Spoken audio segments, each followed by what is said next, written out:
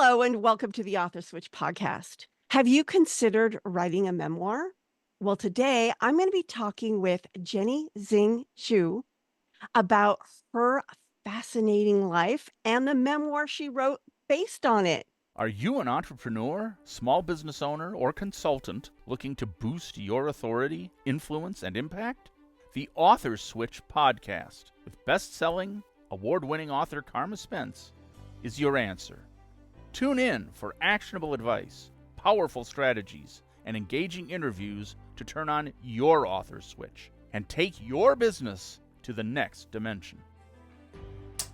The Author Switch. Hello, and welcome to the Author Switch podcast. I'm your host, Carma Spence, and I help executive coaches, business leaders, and consultants write, market, publish client-attracting books so that they can grow their businesses. Today, we have a special guest. Her name is Jenny Jing Zhu, and her life reads like a Netflix drama. It's filled with perseverance and ambition and resilience. Born in a rural village in China without electricity or basic amenities, Jenny defied cultural expectations and moved from her humble beginnings to the global stage.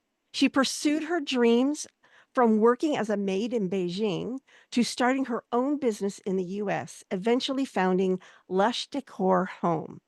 Along the way, she faced betrayals, business struggles, and personal hardships, including a challenging divorce and a business partner's attempt to have her deported. Through it all, Jenny rose to become the chairwoman of her company, breaking barriers and advocating for women in business. Her memoir, Dreamweaver, Finding Strength and Purpose in Life's Twists and Turns, is a powerful story of how to turn adversity into triumph and inspiration for women entrepreneurs and anyone overcoming obstacles to achieve their dreams. Welcome to the Author Switch podcast, Jenny.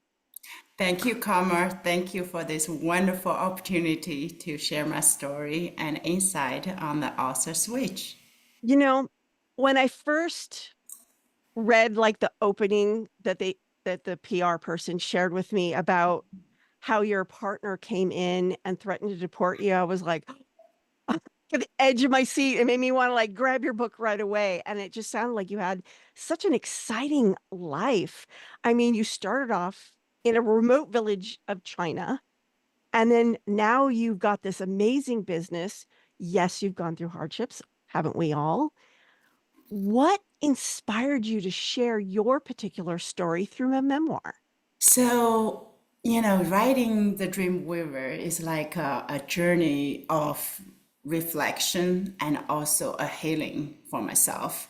In the beginning, this book was not meant to be published. I grew up in this small village in China, and with very no electricity until I was like second grade.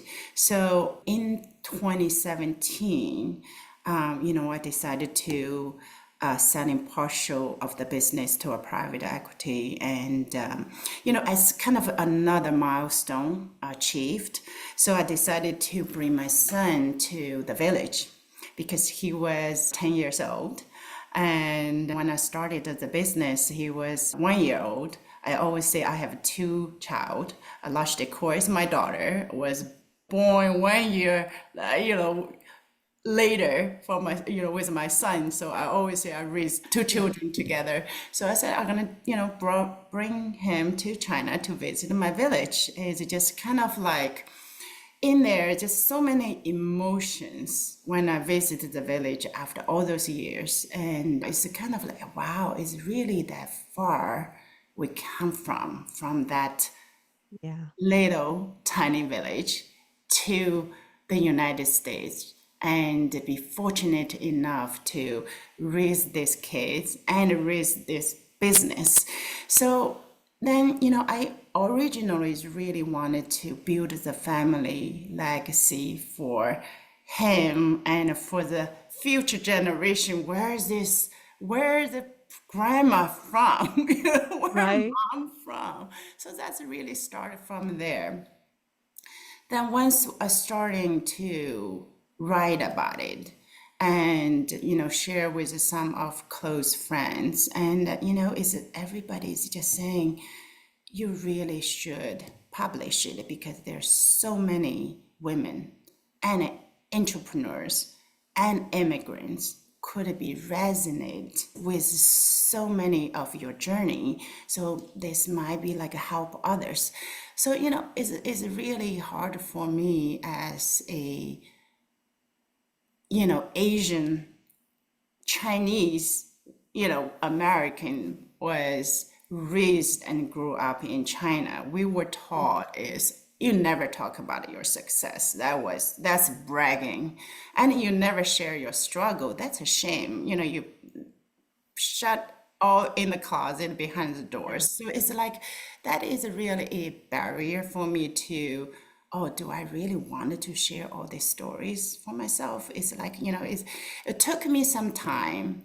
And then I started really reflecting the why started this business to, what does this business mean all these years? What is my life mean all these years? So that's really kind of, I wanted to share not just my success, it's really my struggles and the lessons I have learned along the way. My hope is to telling my story so I can empower women who might feel stuck or overwhelmed to realize, their dream are valid.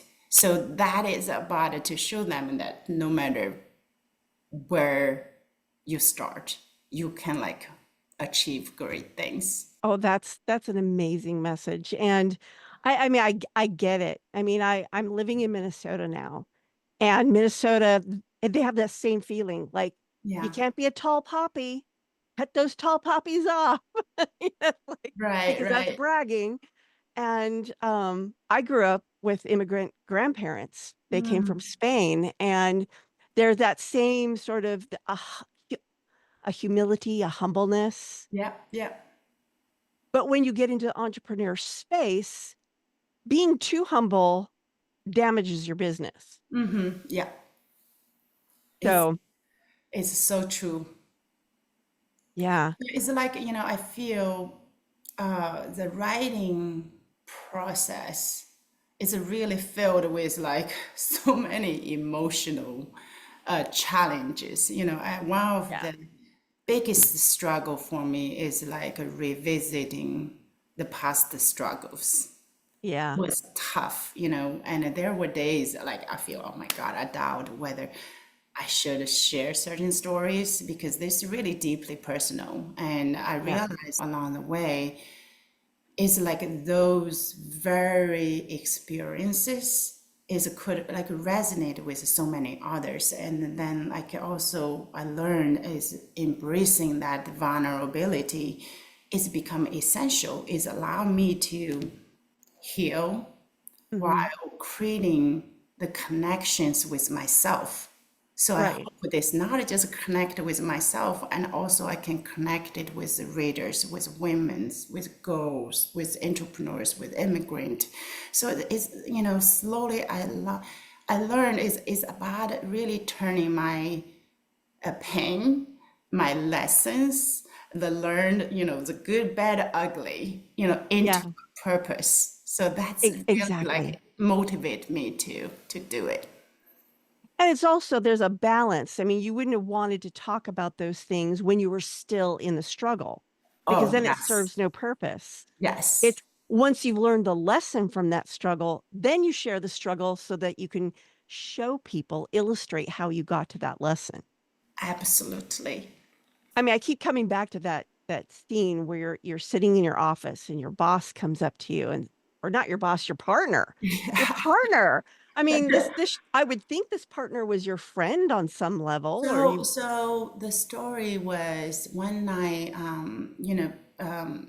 when I first came to the United States, because I was 26 years old.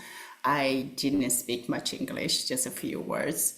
I remember one of the incidents was like I get on the subway and with my ex-husband, and somehow it was crowded and I accidentally got off one station earlier, and he has to come back get me. The feeling of, oh my God, you're feeling you are like suddenly as a 26 years old woman, then you suddenly become 2 years old to have somebody to pick you up. All the confidence, everything is just that struggle. Then, from there I decided what's my next step. I really wanted to find my passion, which is the fashion. And I got inspired by very well. At that time, I said, oh my God, if it's such a beautiful wedding dress, or the beautiful, the experience she created. And especially she started at 40, years old. I was like a 26. I didn't even know I have to go to school at a 26 to finding, actually when I went to the FIT, I was like a Fashion Institute of Technology. I was 28. So it's like, that's another thing. It's never too late Exactly. to choose your dream. But it's like, when I started after I graduate, I found this job in the home textile company, and so that's where I met with this partner. Because I was so naive in 2008, because my son was 1 year old. That was like during the financial crisis. It's like, I just felt, oh my God, I have this burning desire. I want to start my business. It's kind of like, I can never wait the perfect time. I just feel if I don't do it, I maybe never will.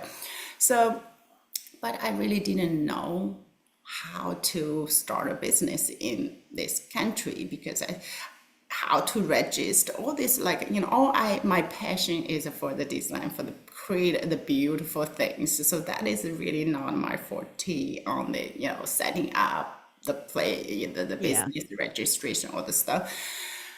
So I met my a partner, a person says he can help me and to setting up the business to, and also he had the experience to sell, has a customer, all this stuff, but it doesn't have money to invest. So I said, okay, give him some equity. And also he wanted to be a CEO, and the CEO is fine. I don't really care the title. I was like, I forgot so that's kind of created really from the beginning, the confusion. I don't think my employee knows I'm the,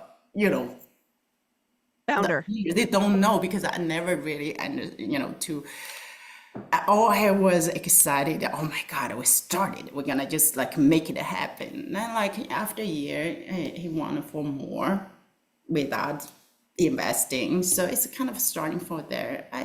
Women, I think sometimes we always have that intuition. Something is not right. But I was so stuck into the daily, the working. I have to work with a factory at night, because we have with China is 12 hours difference. So working in the office in the daytime, I'm working, at night with a factory. It's just exhausting. I knew something was not right, but I didn't pay much attention. And so one day he just come to my office, pull out the termination letter, say I was terminated. And not just that. And, of course, I'm not leaving this my company. Then he called the police. He showed them literally my name was not on the business registration, which means I was not even there. So it's like, it's the whole. So of course the police think I was just an employee, whatever they, this CEO wanted you leave, you have to leave. And then it's not just that. And I was threatened is, you're gonna be deported because you did Homeland Security watch you, CIA's watching you, FBI watching you. Also, if you're not an immigrant, you will not understand how terrified you are, because you're not just here, you're working hard to do, what are you supposed to do, but you have that stability. Yeah. be able to stay here to realize your dream. That's the one of the most terrifying and the heart-wrenching time. I have to go to the court to to go through everything, so what's going on. I even went to FBI. I said, oh my God, I heard you are watching me. I just want to know why you are watching me. It's like, oh gosh, it's just, it's, you want it to be, why all this, I remember, Right. stare at the ceiling, you're looking, kind of my baby with me next to me. So, oh my God, what am I going to do tomorrow? So it's like, Yeah. that a struggle. That time, I think, is very important to the building for my resilience. That Yeah. I didn't realize that at that time, but then when I look back, I Yeah. think that is the turning moment for me to, to understand. After I got out of this, I said, wow, I can do this. I Yes, you can. never realized that I was that strong. But at that time, I was not. It's on the surface, I was not strong. I was crying my eyeball out. I felt Mhm. I was so, lost. But it's, what do?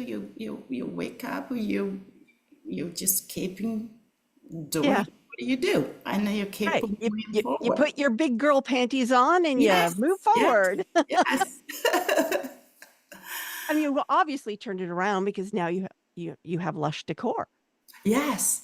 So I think it's really the big turning moment to really, from the beginning, I think with the partner, I really don't think I trusted myself. I can do it myself.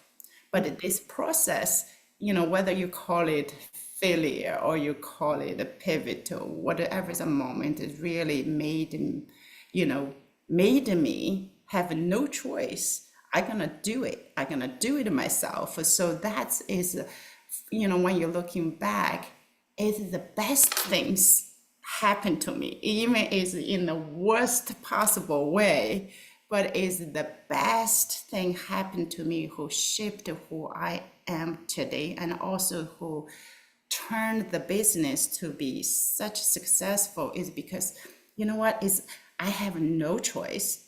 I gonna make it work. I have no possibility to turning back. I'm gonna make this work. So this is really for me to take that risk to, for the Lush Decor, we're starting to embracing the possibility for the e-commerce. At that time in our industry, nobody wanted to do e-commerce in that. After the internet bubbles, after, at that time, it's, oh my God, you're gonna buy a bedding or drapery online without touch and feel, and how you can ship one piece of the order to the customer. I remember when we started, we have this small warehouse like in the back, almost feels like it's like a big garage, and and then we put it. I remember our first e-commerce customer is Kohl's at that time, because nobody wanted to work with them to list on their website, use their platform to ship to the customer directly. At that time, if you buy from the Kohl's, I ship to you directly. Lush Decor ship to you directly. So end of the day, I remember sometimes wear the high heel because you have to go for some customer meeting. And at the end of the day, I wear the high heel. You go to the back of the garage, with like the mountain of the boxing. We don't have any kind of like today, you have all this, different, the ERP system knows where it is, with the racking, nothing at that time. It's like Yeah. shake the mountain of the boxes from the bottom to catch the box off. That's like the labels on, and then, bring to the FedEx, UPS, the truck. So that's how, we started at that time. But that's the embrace that risk, it's Yeah. really paid off huge. And then, we because our design was unique, and we really bring the fresh for online customers. So that's really built the business from there, and then we just keep learning, keep evolving, and that's made it Lush Decor super successful. That's amazing. Well, before we continue, I'd like to take this quick break. In a world where the pen is mightier than the sword, one entrepreneur embarks on the ultimate quest to conquer the blank page and unleash a book that will change the game forever. Armed with Carma Spence's masterful strategies, our hero faces down deadlines, battles self-doubt, and navigates the treacherous waters of publishing, all in a race against time to bring their message to their ideal clients. The journey of 1,000 pages begins with a single word. Are you ready for your adventure? You can make it to the finish line. The saga begins now on Amazon. Welcome back to the Author Switch podcast. I'm your host, Carma Spence, and I help executive coaches, business leaders, and consultants write, edit, market, publish their client attracting books so that they can grow their businesses. Today, we are talking to Jenny Jing Zhu, and she has written this amazing memoir called Dreamweaver. And before the break, we were talking a little bit about her life and how it became part of the memoir. Now, I'd like to ask a little bit about the logistics of writing a memoir. So I understand from the beginning of the podcast that what instigated writing the memoir was purely personal. But at some point, you decided, no, this needs to be out in the world. How did you make that transition? So, with the transition made it really the change is I learned a lot more about myself. And, I always call this is my first half of my life. And it's, especially after I exit partially of the Lush Decor business, I start working with this private equity. And also, it's like I started really with the reflecting about the journey, and because starting top mentoring a lot of the younger entrepreneurs and helping some the friends and the dealing with different situations in the business. So they always kind of I can see some of like my younger self just goes through the similar thing. And it's like, from the book, it really, wow, it's like, I think I can really, this book, every time I telling them, they say, oh, you should really talk more about this. And because this can give people so much, the hope. And it's, when you are in that dark moments, when you are so overwhelmed, and you just don't know if you'll be able to getting out of that. And also for me, there's multiple moments I doubt myself. It's like, oh my God, it sounds give up. It's just such easier option. It's like, do I have really that, I can trust myself to getting what I wanted to be. So that's, once now I'm so fortunately, I feel like, I getting through all this. So I wanted to help the people like my younger self to, to spread the message as like a source of a hope and inspiration for them. Is like, you might feel doubt yourself. Maybe today you might be not be able to get out of the bed. Maybe you were thinking that give up is your only option. I have been there. I've been there as exactly the same thing as what you are, but I got out of it. And you can choose. That's a choice, really. You can either go backwards or stay where you are, or you can just one step after another just keep going. So all of this is a combination of the encouragement of the peers and also for the mentees. I mentoring them. And also for myself, I felt that this book is not about my story, it's about a story of so many people from the immigrant, because they cannot speak much English, you cannot communicate, you feel constantly be misunderstood, be overlooked. And it's all of this. It's just, I feel like I'm one of so many. It's not about my story, it's about so many stories of the immigrant, about the entrepreneurs, about the women leaders, it's about the moms, it's just like, the women go through the divorces. It's just so many of that moments. I feel all that pain, struggles, the resilience, adaptability is turned into a purpose if I publish this book. And it's, also the proceed of the profit is gonna go into the foundation to keep empowering more women and girls. That's wonderful. So the purpose of the book, in part, is legacy, in part is empowering the future generation. But was there a part of it that was tied to your business in some way? I mean, are you hoping that this book will grow your business or grow your authority or something like that? Yeah, I think it will, I always thinking when you do things good, it's always there's come back to you. Maybe you didn't even realize. But it's like also, this book, I think, is really has we call dream waver. It's the same, shares the same heartbeat of the Lush Decor, because the Lush Decor is part of this important of my journey as a businesswoman, as an entrepreneur.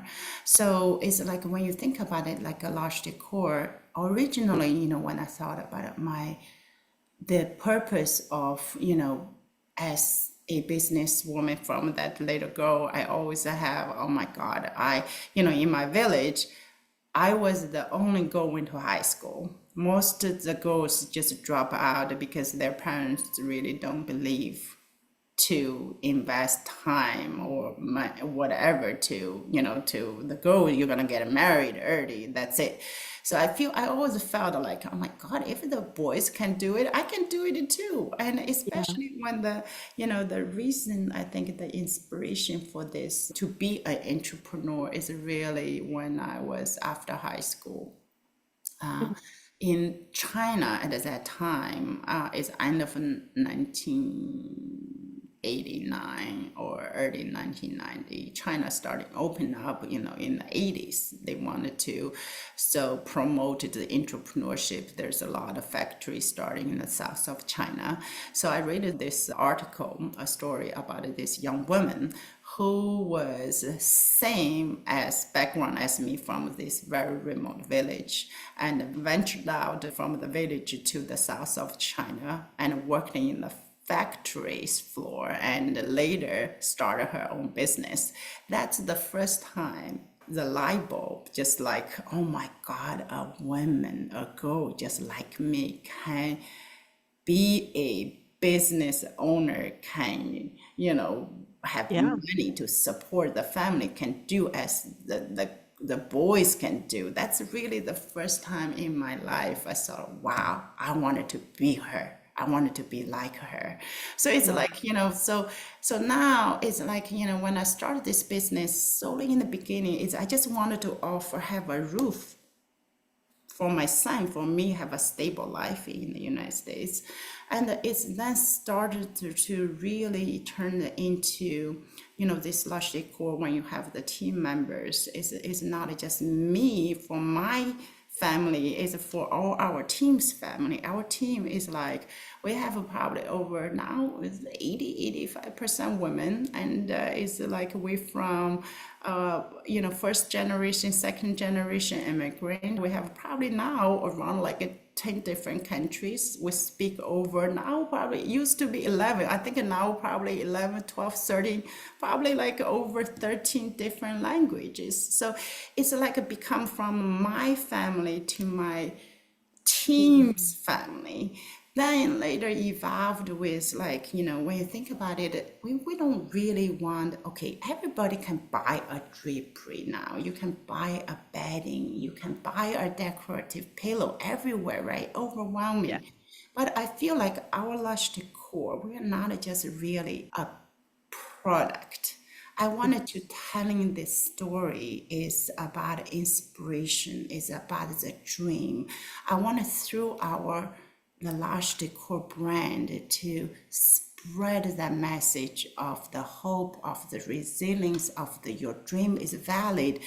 That is more than just a business. So I think I Yeah. really hope this business, when they think about the Lush Decor brand, is a message of a life-inspired story. And that story is not just my story, my team's story. It's about all the women's story. We all own Yeah. a story. We all have a dream. So I just wanted people could be able to see, you know what? If she can do it, I can do it too. Yeah. You touched on a couple of things that made me think. It's like Nike. Yeah, They make tennis shoes, but that's not really what they're selling. corrections, exactly. They're selling the inspiration that you can just do it.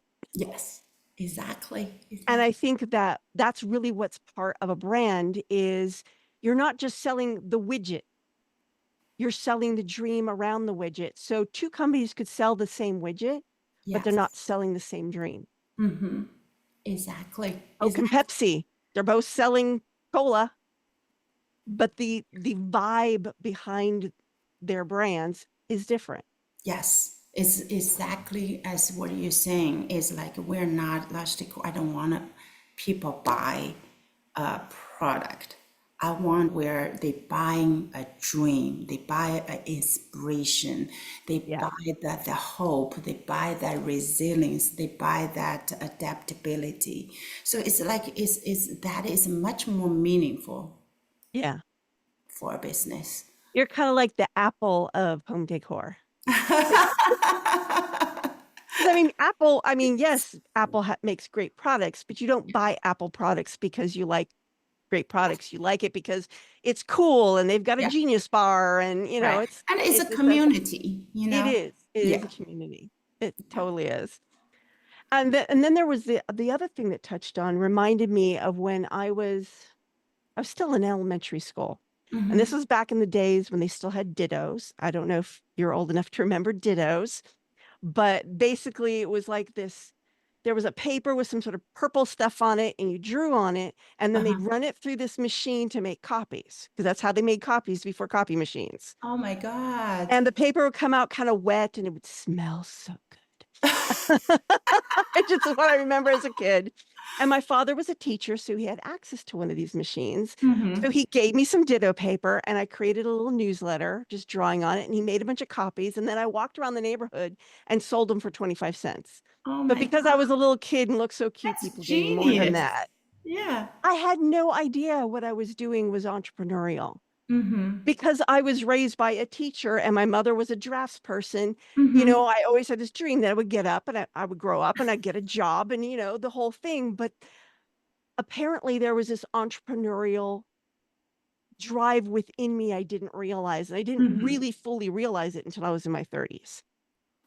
See, sometimes it's just like there's a seed there. And now it's like when I do have to lean on a day job because of family and life, Mm-hmm. I hate every minute of it. I mean, being an entrepreneur is not always easy.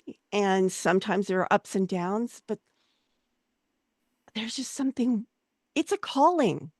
It is. It It's a is. calling. It is. I think the entrepreneurs is like, for me, is it just it's just evolving. It's getting bigger and bigger.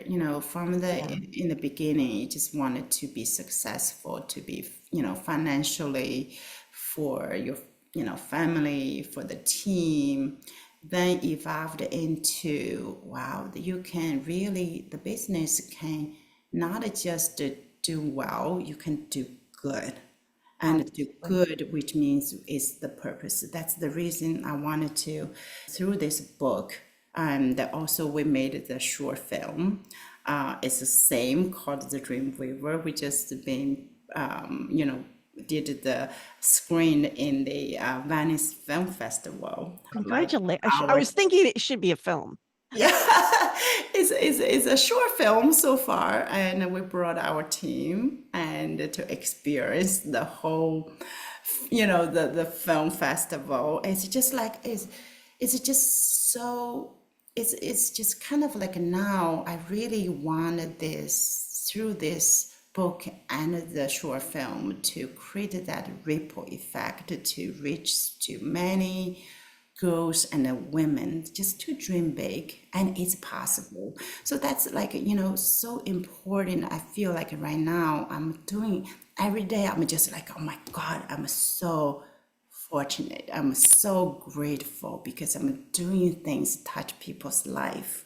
It's just like, I feel like I'm living in my own dream. It's just so fantastic. That's awesome. Now, a lot of people in my audience may be brand new entrepreneurs, or they're still in their day job and dreaming of being entrepreneurs. Yeah. What is your best piece of advice for these people? So my advice would be to trust your voice. And, sometimes that voice in our life is so many noises. Is sometimes that noise is so much bigger, saying, oh, it's too risky, or you should do this or that. But that whisper is so powerful. Just listen to it. I feel like, don't be afraid to, in your writing, don't be afraid in your instinct to building that business. That is like what connecting us, like, as a human being, is just what is your true, which a lot of times in my life too, I just feel like I'm lost.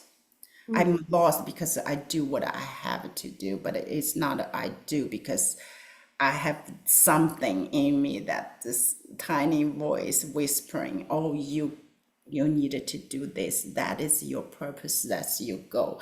So I think that is really, now is like, I wanted that if they want to start their business, it's just trust that voice. The most important is the believe themselves. No, you're gonna have so many people tell you no.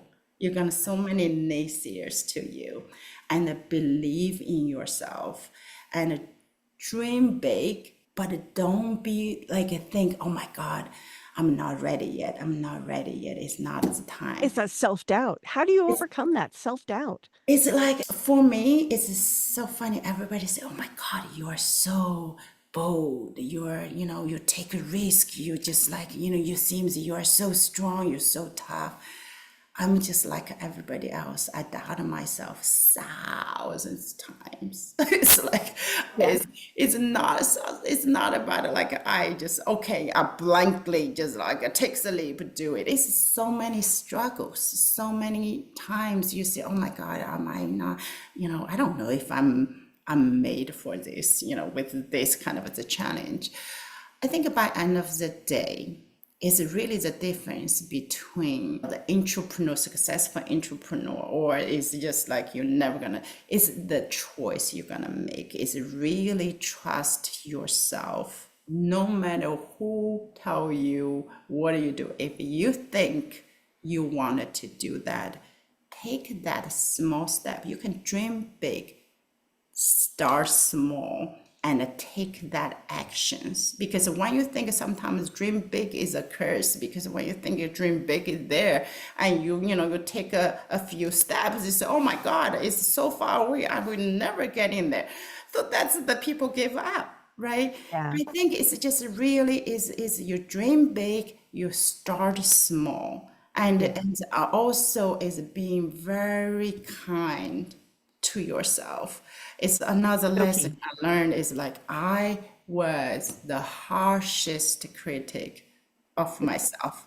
It's just, Me oh my too. God, it's just, we learn this. You will never tell that to your best friend or even a stranger on the street. You will never tell them that the so harsh, but you do that to ourselves all the time. Then you intimidate yourself, you abuse yourself with like all this self-critic. So I think it's like, it's just really believe in yourself, dream big, start small, and trusting the process. And the dream is never been linear. There's always zigzag ups and downs. That is the Yeah. thing. If you are like from here, you just go all the way to there without anything. It's Yeah. unless it's never not for anybody. No. Just never happens that way. It's like a roller coaster, because the thing is when things are getting bad, you feel like, oh my God, you're in that dark moment, you're struggling, or you feel like it's not possible. Just remember that things want you to really take a pivotal moment. There might be something is like, you needed to learn and a lesson to embrace that moment and say, you know what, this is just a setback for me to learn something.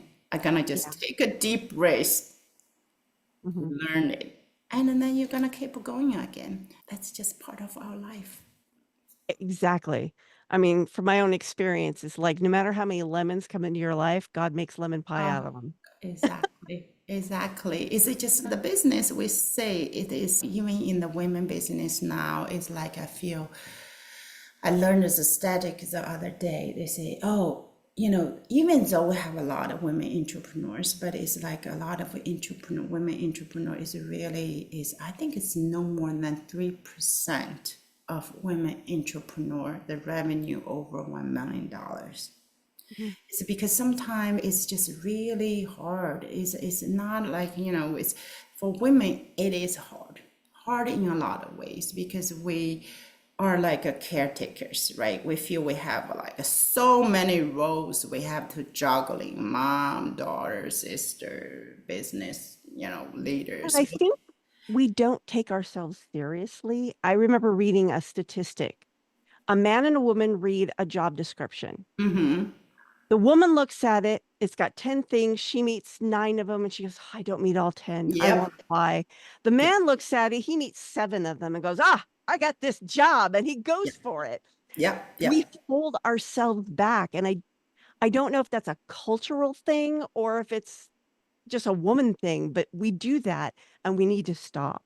Yeah, absolutely. I think sometimes that's why the peer group and the finding your tribe is so important because this you can really remind each other, just like now we're talking, is absolutely right. We are like sometimes we are overthinking. We have to That's be it. overqualified to do things versus like, men maybe meet one criteria, say, oh, you know what, I can do this. I think we just have to change our mindset. It's Yeah. like, to believe. That's really the self-belief. Believe Mhm. ourselves. We can do this. And just getting Absolutely. out of that barriers. It's, the more we talk about it, I think it resonated with more women. So when they have in that situation, they will say, you know what? If Jenny can do it, I can do it. Exactly. There's many, many, many, many, many of Jenny's there too. We just needed to. The reason is I feel like it writes the book. It's not just write a book. It's that we have a voice. We have a voice for a lot of women who are afraid or were is just like not there yet to have a voice because everybody has a voice. Everybody has a dream. You just have to trust it and it just, Yeah. just write your own story. Amazing. Thank you so much for sharing all this stuff with us today, Jenny. Where can people get a copy of your book and learn more about you and Lush Decor? So we have just pre-sale the book right now is on Amazon, Barnes Noble, and also we're gonna officially gonna come out in February 25th. And so it's like if they wanted to explore Lush Decor, it's lushdecor.com. Wonderful. Well, I'll put those links in the show notes so people can easily access them. This is the end of the Author Switch podcast. This is your host, Carma Spence, saying ciao for now. Ciao. Thank you for tuning in to this episode of the Author Switch podcast. If you enjoyed today's show and want to support its mission, here's how to help. First, give this video a thumbs up, subscribe to the channel, and hit the notification bell so you never miss an update. Your engagement helps my channel grow and reach more aspiring and established authors. Your ratings and reviews are invaluable. They help me reach more listeners and continue delivering top-notch content. To catch up on past episodes, including those no longer available on podcast platforms, visit authorswitch.com/episodes. There, you can choose to watch or listen to your favorite episodes at your convenience. If you'd like to show additional support, consider dropping a tip in the tip jar at buymeacoffee.com/Carma Spence. Your contributions help keep the podcast running and are greatly appreciated. Thank you for being a part of the Author Switch community. Until next time, keep writing.